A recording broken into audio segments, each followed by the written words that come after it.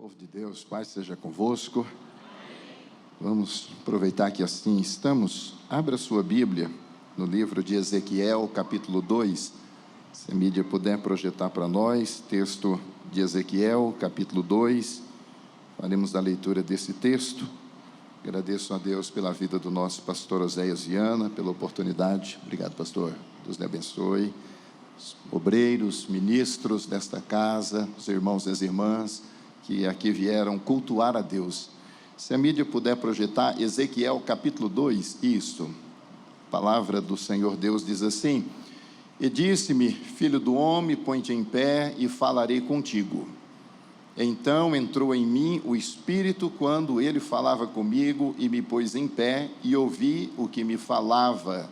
E disse-me, filho do homem, eu te envio aos filhos de Israel, às nações rebeldes que se rebelaram contra mim. Eles e seus pais transgrediram contra mim até esse mesmo dia. E os filhos são de semblante duro e obstinados de coração. E eu te envio a eles e lhes dirá: assim diz o Senhor Deus. E eles, quer ouçam, quer deixem de ouvir, porque eles são casa rebelde, hão de saber, contudo, que esteve no meio deles um profeta. E tu, ó filho do homem, não os temas, nem temas as suas palavras, ainda que estejam contigo sarças e espinhos, e tu habites entre escorpiões, não temas as suas palavras, nem se assuste com os seus semblantes, porque são casa rebelde. Mas tu lhes dirás as minhas palavras, quer ouçam, quer deixem de ouvir, pois são rebeldes. E aí encerramos no 8, mas tu, ó filho do homem, ouve o que eu te falo, não sejas rebelde como a casa rebelde, abre a tua boca e come o que eu te dou. Amém? O texto em si já é uma pregação, né? Pode tomar assento. Glória a Deus. Queridos, eu quero falar nesta noite, usando aqui o tema do ano e esse texto como base para nossa meditação, multiplicando em contextos de caos. É o texto que nós temos para essa noite, multiplicando em contexto de caos. Eu estava pensando, Deus deu ao pastor Oséias Viana um tema maravilhoso. Eu disse aqui, da última vez que preguei, que não é só para a igreja crescer, é para Deus também colocar essa igreja em um outro padrão de espiritualidade, sabe? Para a gente romper com esse acanhamento, para a gente romper com qualquer tipo de infertilidade na área espiritual e a gente produzir fruto para a glória de Deus. Eu fico assim com a sensação de que a igreja do Senhor, em escala global, vive meio que uma crise de orientação vocacional. O que eu quero dizer com isso? A pessoa vem ao culto, ouve a palavra, se batiza ou é batizada, participa da ceia, aprende a orar, aprende a ler Bíblia, aprende a fazer as coisas de crente, e a maioria fica esperando um chamado espetacular para a partir daí tentar fazer alguma coisa para o rei e pelo reino. E eu entendo que isso tem gerado muitas frustrações e muitas pessoas que não conseguem produzir nada para o reino de Deus. Aí elas às vezes não descobrem os dons que têm, outras descobrem, mas enterram e vão vivendo a vida de domingo a domingo, indo à igreja, e quando volta para casa, a semana, nada acontece. O domingo tem que ser a celebração daquilo que foi a semana.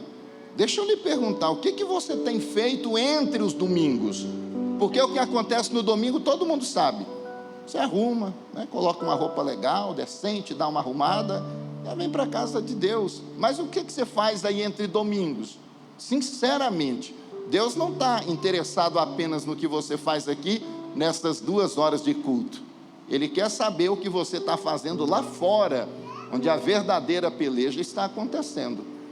Bom, esse texto me ensina algumas lições. A primeira delas é que Deus ainda fala, mesmo em meio à tormenta.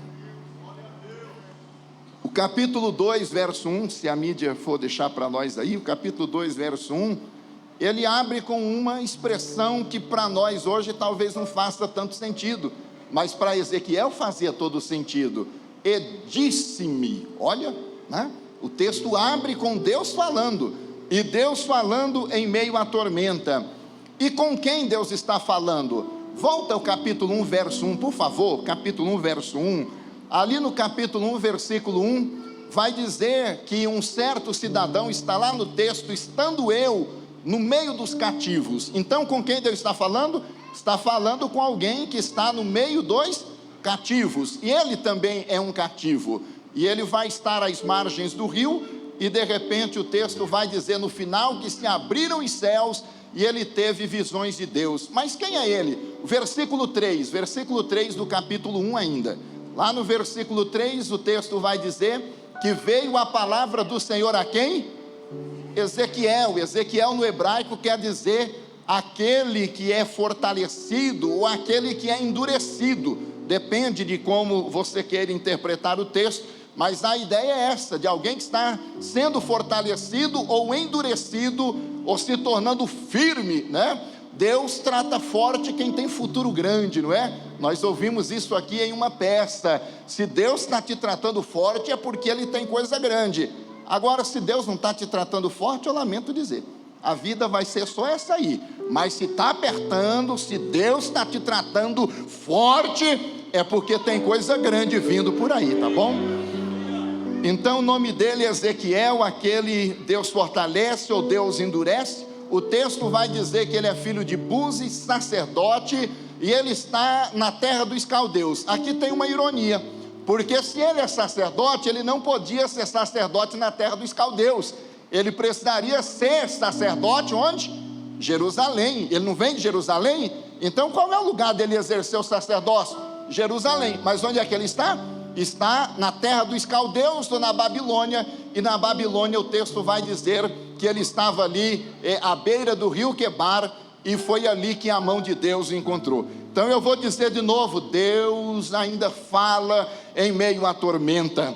Quando lá no capítulo 2, verso 1 diz, veio a palavra do Senhor, gente, isso marcou de tal forma a vida de Ezequiel, porque na antiguidade havia a ideia de que o poder de uma divindade era regional. Então o Deus de Campo Grande não teria poder nenhum em São Paulo, o Deus de São Paulo não teria poder nenhum no Rio de Janeiro. A ideia que se tem é que o poder da divindade é local. Quando os babilônios invadiram Jerusalém e os seus soldados entraram no templo e golpeavam o ar, porque eles presumiam que o Deus dos hebreus estava escondido no templo, eles então saem de lá com a ideia de que Marduk é o grande Deus da Babilônia, e que as nações, os impérios na terra se curvariam então diante de Marduk. Então nenhum judeu esperava ouvir a voz de Deus na Babilônia. Na Babilônia quem fala é Marduk, não é Deus. Então esse homem vai vivendo essa crise, e aí o texto vai dizer que ele estava para completar 30 anos. 30 anos era a idade quando alguém que vinha da linhagem sacerdotal assumia o seu posto. Então ele era ali escolhido, instalado em um santuário, e a partir dali ele cumpriria com seu ofício sacerdotal. Bom, os 30 anos estão chegando, ele está na Babilônia, ele não tem expectativa nenhuma de ser sacerdote. Então Ezequiel vai vivendo um pesadelo atrás do outro, porque se ele fosse sacerdote, ele teria ali algumas atribuições. Ele seria então aquele que entregaria o oráculo.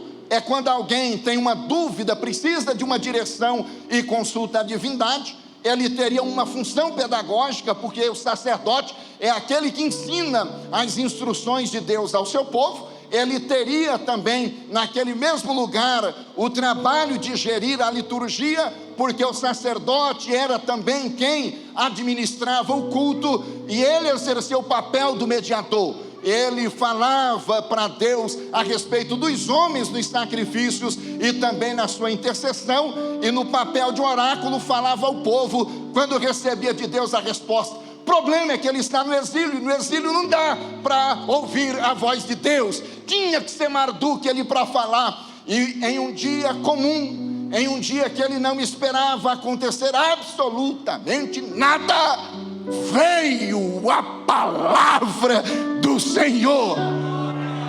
Ei, Deus ainda fala, Deus ainda fala, no meio do caos, Deus ainda fala.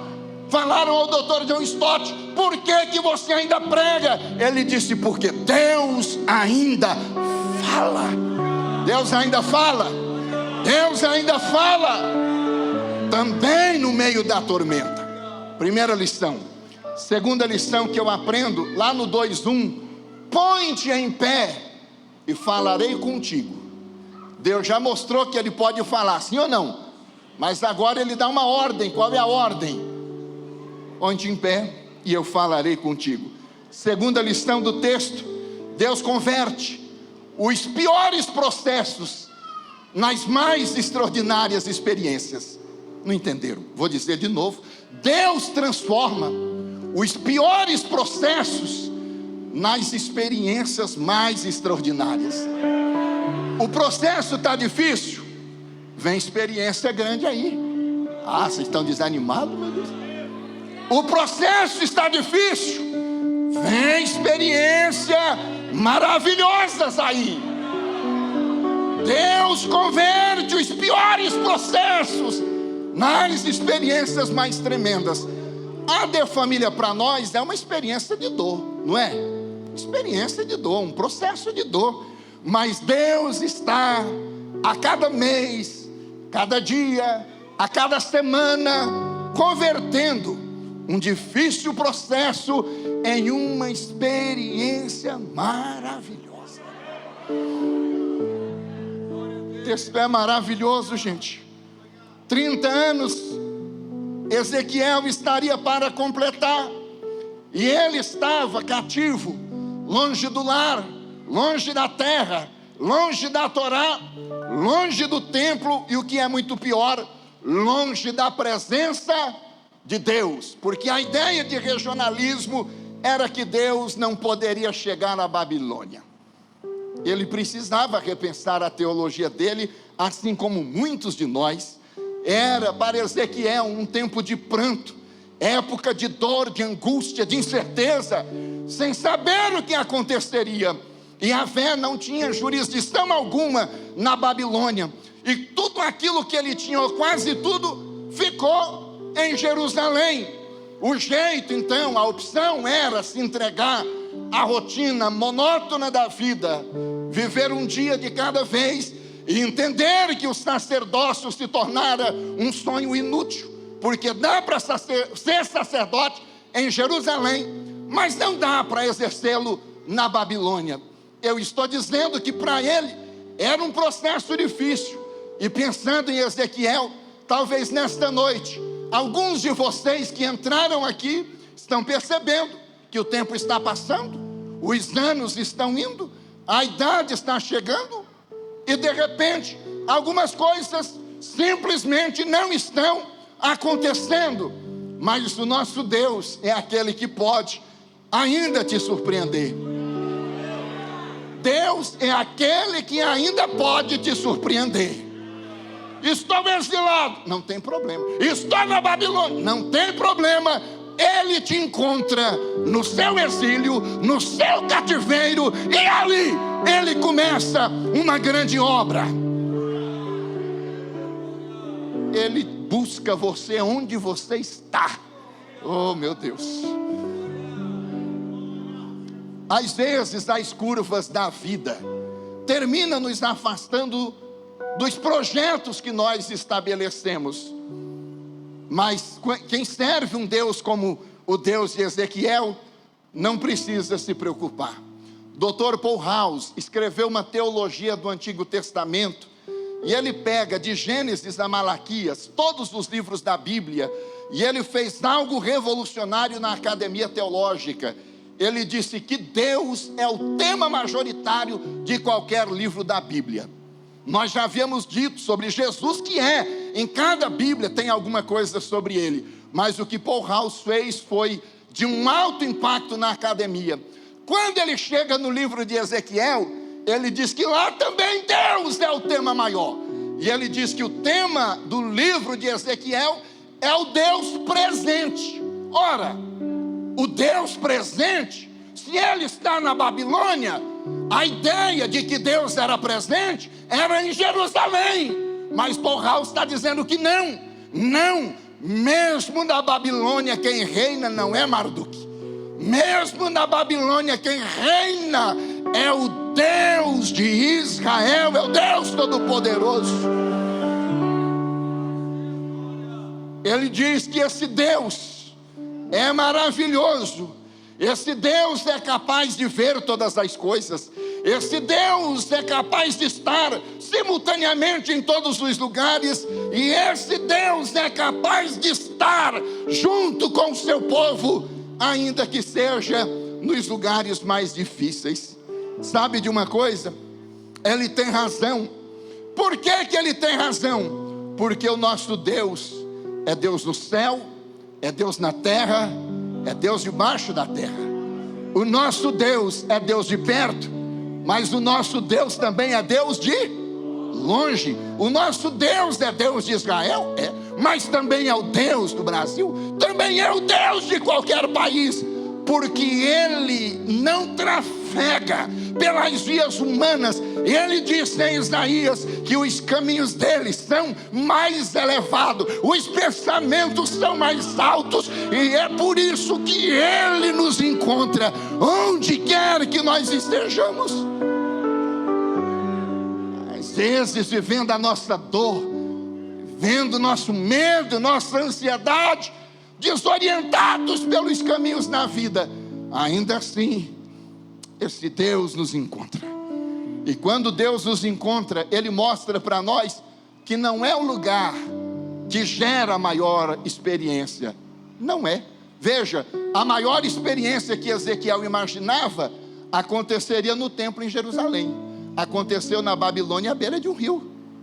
Não, glória a Deus, não. Ei, não é você que controla onde será o encontro. Não é você que marca no seu relógio o dia que Ele virá te encontrar. Ele é soberano, é Ele quem decide. Não é a paisagem geográfica, não é a minha orquestração, a minha programação, é Ele quem decide. Ezequiel está achando que não vai acontecer nada. Os anos estão passando e sacerdócio para ele é sonho inútil. Eu visitarei Ezequiel e ele vai aprender que eu sou Deus que transformo os piores processos nas experiências mais transformadoras.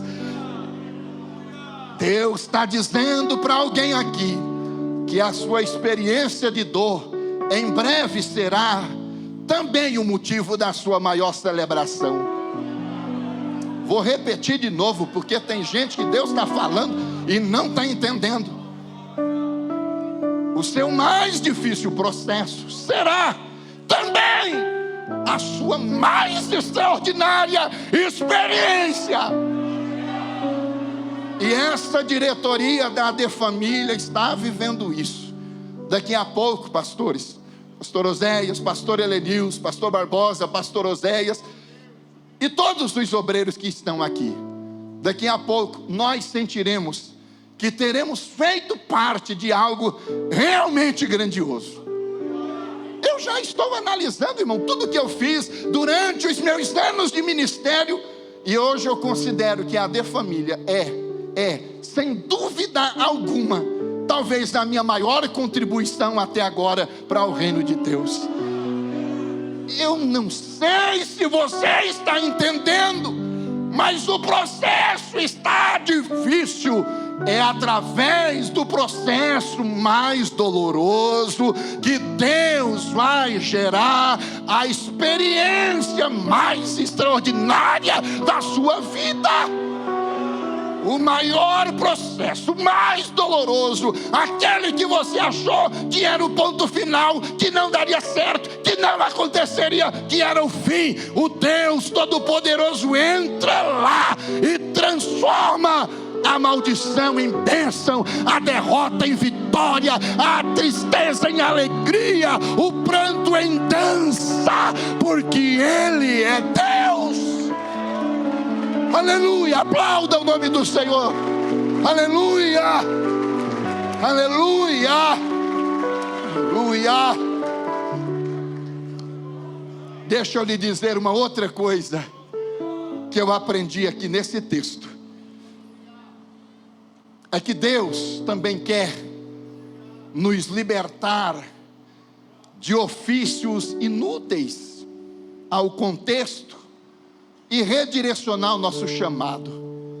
Irmãos, isso aqui é muito forte no texto. Ezequiel foi chamado para ser o quê? Sacerdote. Mas quando Deus diz lá no capítulo 2, verso 3, capítulo 2, verso 3, projeta aí para nós, ali Deus está fazendo algo. Eu te envio. O ato de enviar não é sacerdotal. O ato de enviar é profético. Diz o texto que Deus enviou os seus profetas. Não é isso? Então Deus está dizendo, olha, é verdade. Sacerdócio para você hoje é um sonho inútil. Eu não preciso de um sacerdote na Babilônia. Se você estivesse em Jerusalém, eu precisaria do sacerdote lá. Mas você está na Babilônia. E na Babilônia eu preciso de um profeta. Tem muita gente morrendo nas igrejas, porque elas aprenderam a fazer uma só coisa. E o dia que o pastor muda, por direção de Deus, para dar um reajuste nas engrenagens para a igreja crescer, ele se perde, porque o foco dele está na função, não está na missão, palavra que o nosso pastor Oséias tem usado aqui. Quando o seu foco está na função e Deus te muda, você morre. Ah, me tirou, não me valoriza, não me respeita, eu paguei um preço, eu sofri junto, eu fiz isso, eu fiz aquilo. Ei, você quer andar com Deus? Então você precisa entender que Deus tem o poder de redirecionar o seu chamado.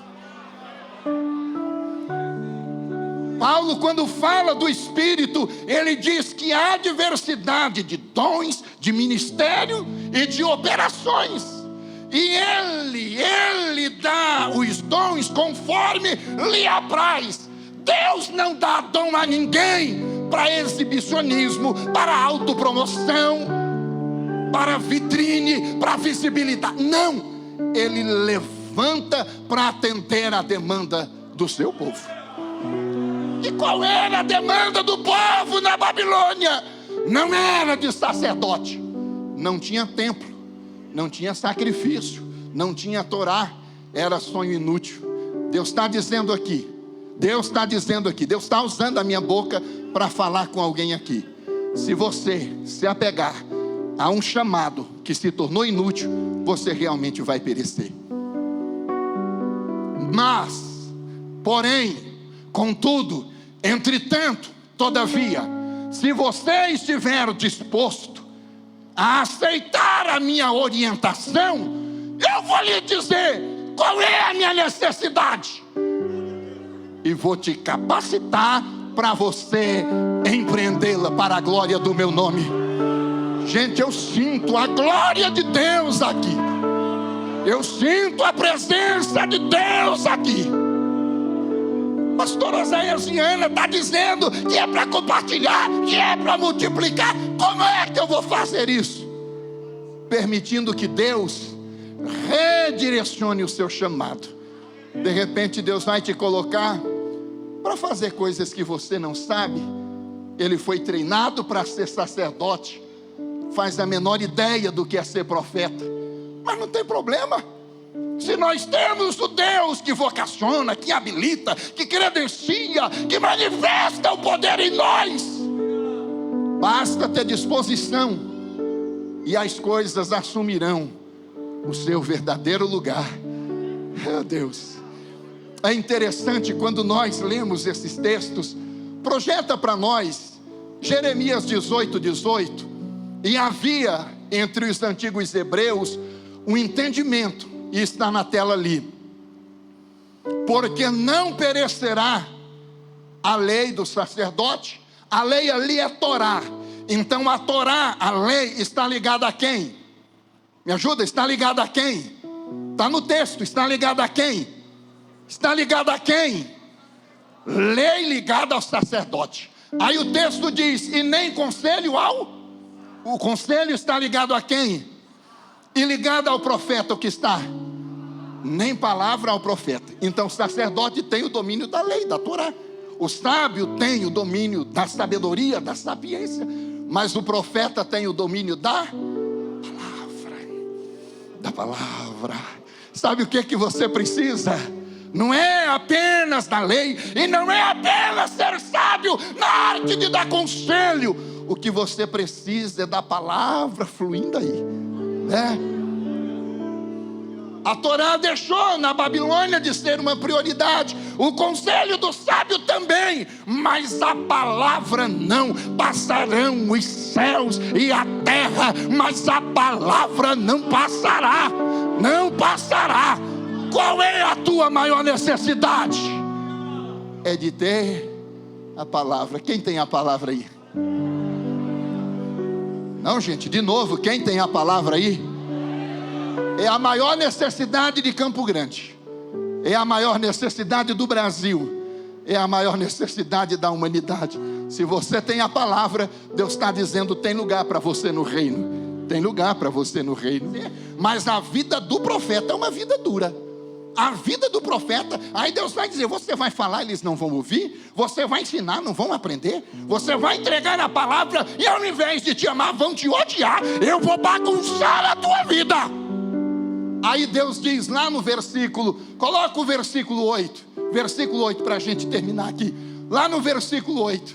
Aí Deus vai fazer o negócio. O pessoal da área da filosofia e que gosta do Nietzsche. O Nietzsche falou assim, que quando você olha para o abismo olha para você. Olha o que Deus falou lá: mas tu, filho do homem, ouve o que eu te falo, e não sejas rebelde como... Deus está dizendo: não se torne igual ao público, alvo da sua ministração. Sabe por quê? É difícil, sabe, pastor Oséias?